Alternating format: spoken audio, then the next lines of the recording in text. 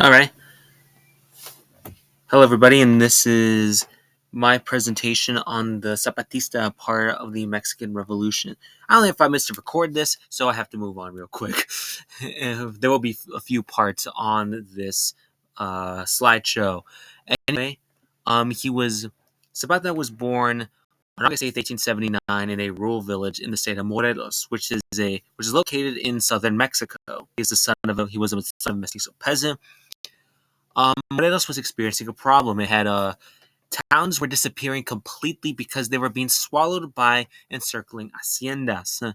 Haciendas were basically these large properties owned by either one person or a family.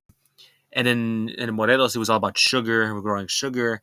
And by 1908, there was only 17 in the whole state that were producing 52 million kilograms of sugar annually, which was, which of course, that's what you do when you just steal a bunch of land and also water rights as well.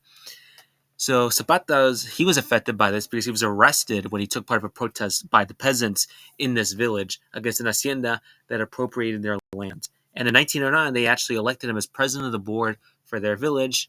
So he was a leader, and he tried to negotiate with the landowners, but that went nowhere. So they decided to occupy that land, and they distributed among themselves. But this was nothing new in Mexico.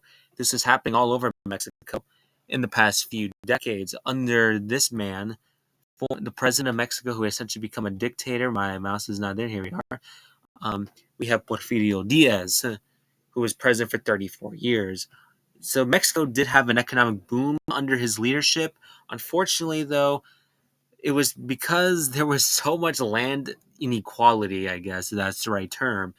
Um, by 1910, almost half of the country was home by less than 3,000 families, while almost one-fifth of the land area of the republic, which is about 96 million acres, was owned by just 17 people. That's it. and and more than 9.5 million of the 10 million farm workers, also known as campesinos, in the country, had absolutely no land. And it's also proportionally effective indigenous folks. Of the 4.5 million indigenous folks, which was nearly half of the indigenous community in Mexico, almost half of them lived on haciendas. So by 1910, the man you see on the bottom right is Francisco y Madero, and Madero was running against Diaz in the 1910 election. And Madero was originally like just another landowner that just wanted more power for the rest of the landowners. Unfortunately, though, Diaz had him jailed and exiled. So this radicalizes Madero, and sure enough, he calls for dividing up land.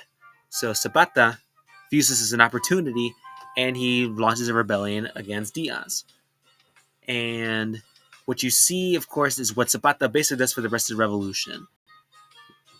He became a master of guerrilla warfare. He would surprise attack, and he would swift fight. That's what he would do. He would take most of these cities right over here. If you want to read these, like there's a lot of paragraphs involved here. So if you want to stop the video and read these, and go ahead.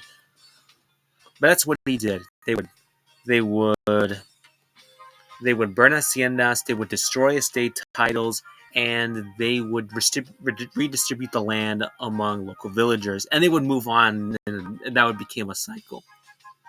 And sure enough, eventually Diaz does fall. He leaves for exile, and Madero becomes president.